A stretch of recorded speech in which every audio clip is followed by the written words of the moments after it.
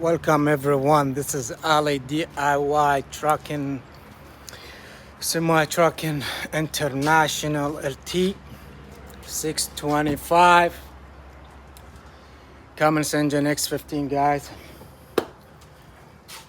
Guys, after you install your brake relay, when we did the job installing the air brake relay, after you finished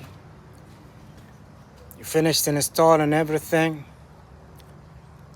turn your truck on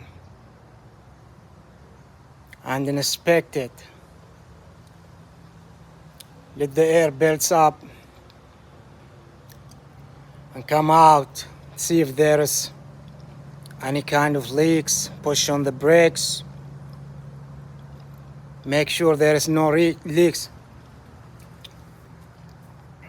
And make sure, guys, you don't want to go out there and you don't know, stop somewhere to stop to fuel or whatever.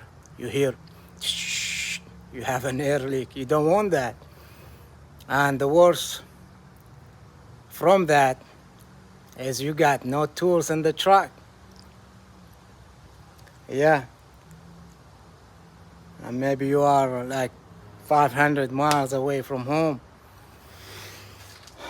So guys, inspect that and make sure you have no leaks. And that's the brake relay I was talking about. It's right there. This job, that's the brake relay. So make sure all the fittings there, no leaks, tubes, no air coming. Make sure, guys. That's all what I want to say. Want to remind you and thank you guys for the support, for the views, for visiting my channel. And I wish to everyone the best. Please like and subscribe if you like that. And y'all have a good one. See y'all in another video.